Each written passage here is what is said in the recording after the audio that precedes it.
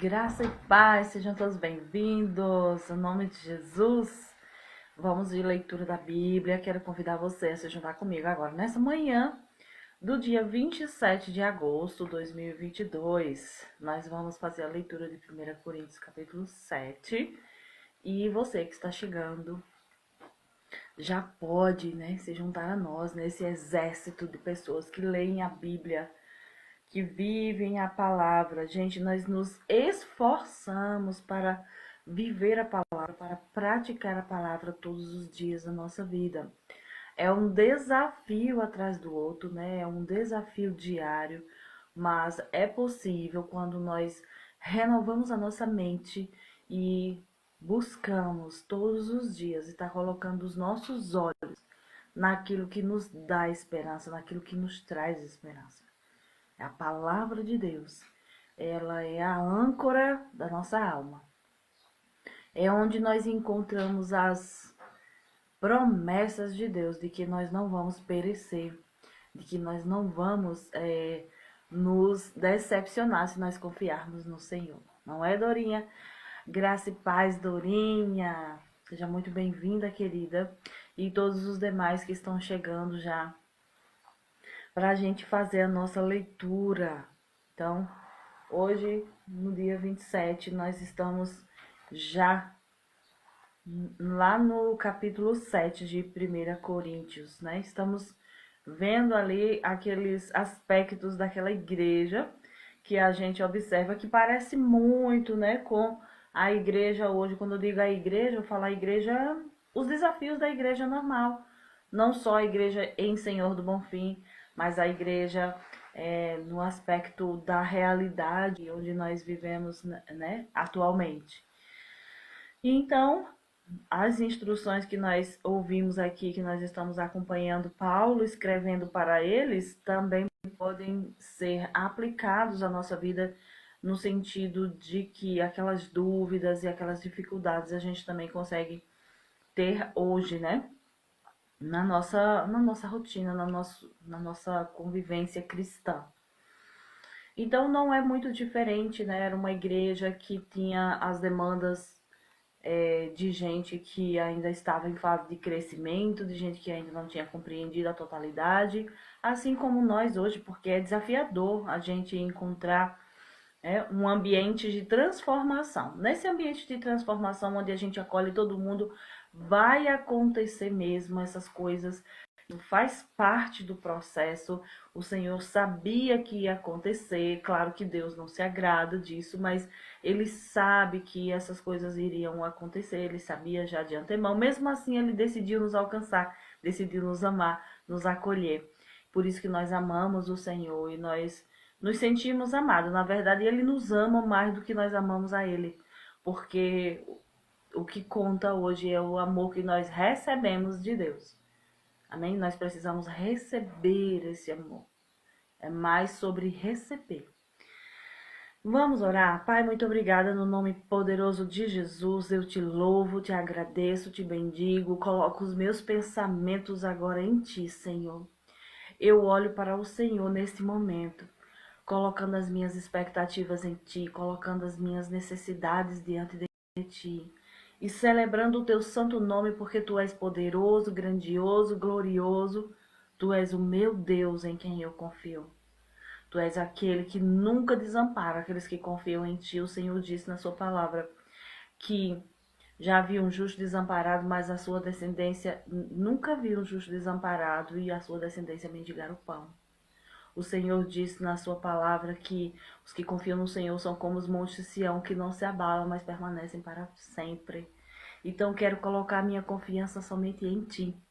Eu quero depositar a minha esperança em ti, porque eu sei que é de ti, Senhor, que vem as respostas, que vem a vida, que vem a direção, que vem a unção, que vem o poder. Então, Senhor, tu és a minha fonte inesgotável de tudo aquilo que eu preciso. Tudo que eu preciso está em ti, Senhor. Por isso agora, nessa manhã, eu coloco os meus olhos na tua palavra, porque eu sei que o Senhor fala e aquilo que o Senhor fala é eterno. E eu te louvo e te bendigo no nome de Jesus. Obrigado pela sua palavra escrita, ela é a verdade. E o Espírito Santo de Deus agora vai nos ajudar, né, a compreender as Escrituras para que nós saiamos daqui melhores do que nós chegamos. No nome de Jesus. Amém, amém. O pastor Adriano já colocou aqui, ó, o devocional, a referência de hoje, né? Nós vamos ler 1 Coríntios 7, do 25 até o 40, né? Esse versículo, capítulo 7, tem 40 versículos. Ele é um tantinho maior e nós dividimos. Por isso, vamos logo para lá. 25, né? Aqui diz assim, ó.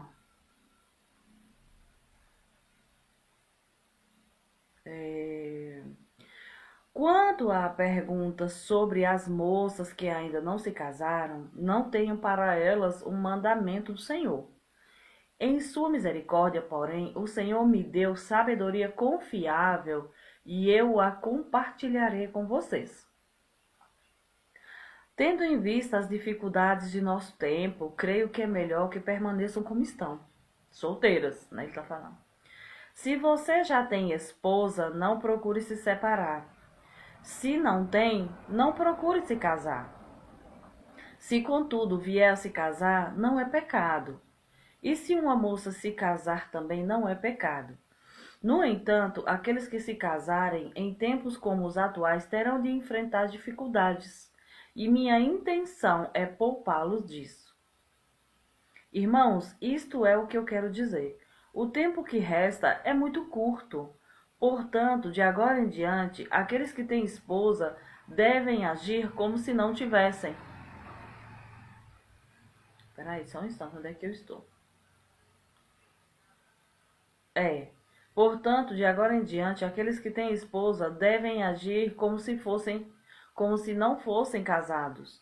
E aqueles que choram, que se alegram ou que compram coisas, não devem se entregar totalmente à tristeza ou à alegria ou aos bens. Aqueles que usam as coisas deste mundo não devem se apegar a elas, pois este mundo, como conhecemos, logo passará. Então, o que é que ele está falando sobre essa questão de preocupação com a vida aqui? Ele diz, olha, as moças seria melhor que não casassem. Se pode fazer isso. Se casar não é pecado, mas não se apegue a essa questão, eu vou casar, eu quero ser feliz aqui. Ele fala que daqui para frente, né, quando Paulo escreveu essa carta, entre 67, eu acho que 67, 68 por aí, depois de Cristo, ele já estava falando que daqui em diante o tempo que resta é pouco. O Senhor voltará para nos buscar. Olha quanto tempo já passou desde quando ele escreveu isso e ele disse: o tempo é tão curto daqui para frente que se eu fosse você, eu tiraria o tempo que você tem para se dedicar às coisas do Senhor. Ele está dando essa dica, né? Não ficar preocupado com a vida aqui na Terra, porque ele disse, olha, esse mundo, com esse aspecto que nós conhecemos, ele vai passar logo. Então é melhor a gente se dedicar e buscar as coisas que estão adiante de nós, sobre a eternidade, sobre o futuro. Mas a gente sabe que o casamento, o objetivo do casamento é a procriação, né? É gerar novas pessoas que venham a povoar o mundo. É plano de Deus também que a gente tenha novos cristãos nascendo, novas pessoas que vão se converter. É claro que tem muita gente para ser alcançada, mas até que o Senhor diga, né? Até que o Senhor pare, quando Ele quiser, Ele vai parar todo esse processo e Ele virá nos buscar e interromperá essa situação de novos, né? Novos sendo gerados. Mas o objetivo do casamento principal é a geração, né? A procriação. Novas pessoas nascerem. Então, ele está falando que ao invés de as pessoas ficarem preocupadas com a vida aqui, né? Com o apego com as coisas ou com o casamento. Porque assim, quem é casado tem as preocupações de quem é casado aqui, do natural. Vai ter que cuidar, ó, vai gerar filhos, vai ter que trabalhar para cuidar desses filhos. É evidente que Paulo não está incentivando as pessoas a não se casarem em geral. Ele está dando conselhos, né? Conselhos a uma igreja específica aqui. E ele diz para não viverem tão apegados com as coisas aqui na terra. Até ele fala assim: aquele que é casado, viva como se não fosse. Deve agir como se não fosse casado. Gente, isso aqui não é dando legalidade para a pessoa andar por aí como se fosse casado. Não, ele disse: você precisa focar em outra coisa. Porque tem gente que se dedica só ao casamento, coloca toda a expectativa no casamento, todo o tempo, toda a dedicação e esquece do Senhor. Não pode, né? Portanto, de agora em diante, aqueles que têm esposa devem agir como se não fossem casados. Aqueles que choram, que se alegram ou que compram coisas, não devem se entregar totalmente à tristeza, à alegria ou aos bens, tá vendo? Então, é um aspecto geral assim, tipo, eu sou casado, eu tenho as coisas, eu vou fazer, trabalhar e fazer tudo que tem que fazer, mas não focando o meu tempo somente nessas coisas, porque eu tenho algo maior para me dedicar, eu tenho algo poderoso para, né, conquistar e eu preciso fazer o melhor que eu puder em relação a isso, que é o tempo com o Senhor, né? Aqueles que usam as coisas deste mundo não devem se apegar a elas, pois este mundo, como conhecemos, logo passará. Então, você sabia, às vezes eu ando pela cidade, eu não sei se isso é bom ou se é ruim, mas é uma forma de você entender o tempo presente. As coisas como existem, elas logo passarão. As casas, as coisas que a gente construiu, sabe? Tudo isso será desfeito. Será, né? Claro que a gente pensar dessa forma é meio estranho, mas você vê que ele não deixa de falar. Você sabia que um dia tudo será destruído? Essas grandes construções que a gente fez, essas coisas que a gente tem buscado tanto edificar. Se você for buscar, nós sabemos que estamos fazendo uma leitura para meditar na nossa própria vida. O objetivo da nossa leitura aqui, esse devocional, não é um estudo aprofundado das escrituras, mas é ler o aspecto que a gente está lendo, olhar para entender para quem ele está falando e aplicar aquilo que a gente pode na nossa vida de acordo com a nossa necessidade, né? E às vezes eu fico olhando que as pessoas, elas se esquecem que no final da vida o que vai prevalecer, o que vai contar, geralmente é a forma como a gente viveu, como a gente deu valor às coisas mais simples. Estava vendo um. Se você for observar, eu estava vendo um filme e comecei a refletir sobre isso. Se você for acompanhar pessoas em fases terminais da vida, as únicas coisas que elas fazem muita questão de, que elas se arrependem de não terem feito, são coisas muito simples, são relacionamentos, são momentos de vida com entes queridos que elas não tiveram. Então, a gente deve trabalhar? Deve, precisa, nós precisamos buscar, mas nós não podemos cancelar as outras coisas em detrimento disso. A convivência com os nossos entes queridos, né? As responsabilidades que a gente tem para cuidar do outro, para ter mais cuidado com as coisas que são simples, mas que são eternas, que dão sentido para a vida. Porque se eu passo a minha vida inteira atrás somente de coisas, no final eu posso me esquecer, posso não ter nem pelo que viver, né? Pelo que dar sentido para a minha própria vida. Então, eu tenho uma frase que eu gosto muito que diz assim: as coisas mais importantes da vida não são coisas.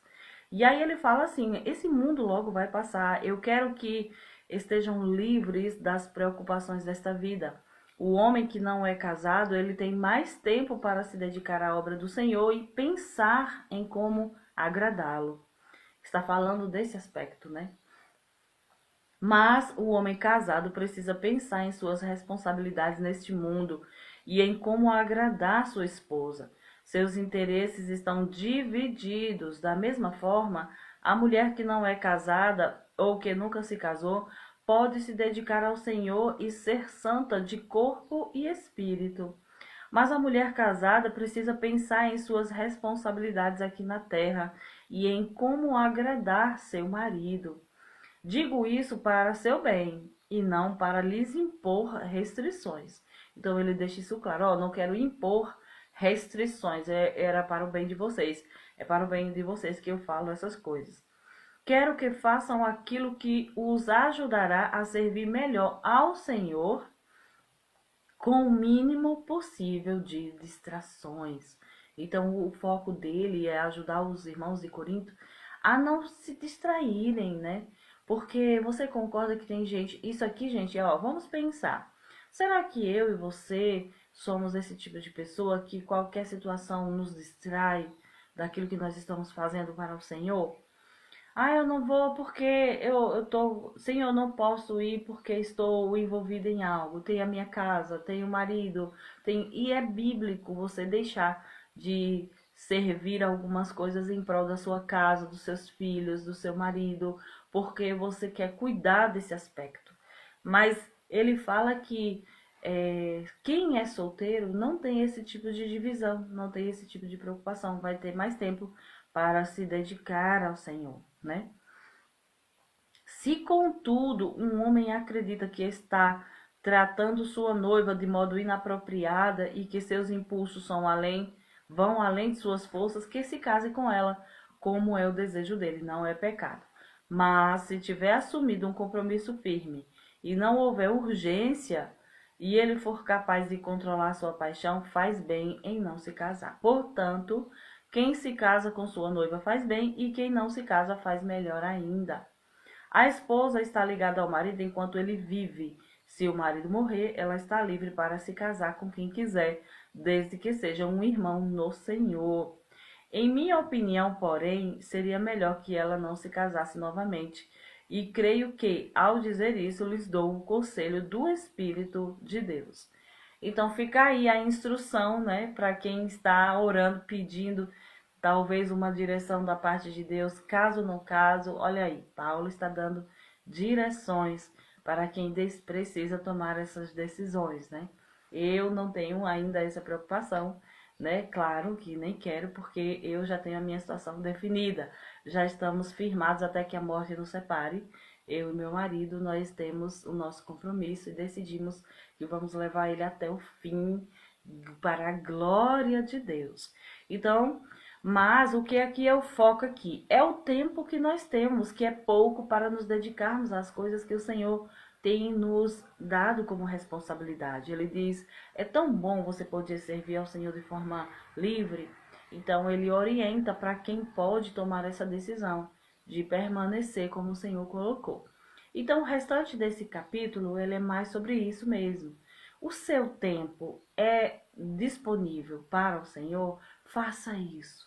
Dedique-se a isso, porque esse tempo aqui na terra logo passará. E nós vamos ganhar a eternidade. Nós vamos ter a eternidade para fazer, para agradar ao Senhor, para desfrutar aquilo que nós nos dedicamos aqui. Vale a pena a gente se dedicar a estar com o Senhor, agradar ao Senhor, viver em santidade, buscar as coisas que são do alto, para que quando Ele vier nos buscar na eternidade, nós venhamos desfrutar, né, daquilo que a Bíblia diz lá em Romanos, que a glória que está por vir nem se compara, né? Ele diz assim que os leves e momentâneos, as leves e momentâneas tribulações que nós venhamos a viver aqui nessa terra, nem se compara com o peso de glória que está por vir. E que Jesus, ele suportou os sofrimentos aqui, olhando para aquilo que estava diante dele, para o que estava proposto. Ele também nos incentiva a fazer isso. Ele disse, olha, o tempo agora é curto. Então, o tempo que resta é tão pouco. Vamos viver dedicados à obediência à palavra, a viver em santidade, a agradar o nosso Senhor, porque Ele virá e Ele irá nos recompensar por essas coisas, né? Por esse esforço. Então, vamos fazer o melhor, vamos viver com sabedoria. Ele disse com discernimento, discernindo bem todas as coisas e buscando agradar o nosso Senhor. Amém? Se casa, veja isso, qual é a situação. Eu que sou casada, eu preciso viver e agradar ao meu marido também, agradar ao meu Senhor, né? E ele diz que quando eu vivo bem com meu marido, eu estou agradando ao meu Senhor. Então, Deus, ele traz equilíbrio em todas as áreas. né? Em todos os aspectos, Jesus entrou na nossa vida como solução e não como um problema. Não é verdade? E vocês foram edificados, são edificados porque a leitura de hoje é até aqui, né? Até o versículo 40, e nós estamos recebendo instruções da parte de Deus para o dia de hoje. Então, é isso, né? Que você possa praticar a palavra, meditar na palavra e receber aquilo que Deus está falando. Paulo, inspirado, ele inclusive disse: eu tenho um conselho da parte de Deus, uma sabedoria que Deus me deu para falar. E ele fala a respeito dessas coisas. Se o Senhor está falando com você, creio que está falando comigo também, pelo fato de precisar me dedicar às coisas daqui da terra, né? As coisas da minha casa, com o meu casamento e tudo. E não me esquecer da dedicação ao meu Senhor também. Então vamos agradecer ao Senhor pela instrução de hoje e vamos praticar. Pai, muito obrigada. No nome de Jesus, nós recebemos, Senhor, a sua palavra, pois ela é a verdade. E a partir de hoje nós decidimos que vamos considerar esse aspecto da tua palavra, cada um na área que precisa. Eu no meu casamento e os outros também, todos aqueles que são, Pai, filhos de Deus, que eles atentem para a sua palavra. Eu te louvo e te agradeço, porque o Senhor é bom e cuida de nós. Muito obrigada por essa palavra, no nome de Jesus. Amém. Então, aplica na tua vida aquele aspecto que o Senhor tem falado, né? Anota para você observar o seu crescimento. Vou fazer isso também. Vou ver a palavra que o Senhor falou hoje. Memorizar um versículo, ficar falando e trazer isso para a nossa vida, para a nossa prática diária. Quero pedir a você para no final ir lá e comentar no vídeo aquilo que tem perguntas. Deixa eu ver se tem perguntinha aqui, ó. Você pode mandar uma perguntinha. Tá vendo esse aspecto, esse ponto de interrogação aqui? Aqui você pode mandar perguntas. Deixa eu ver aqui se tem alguma pergunta.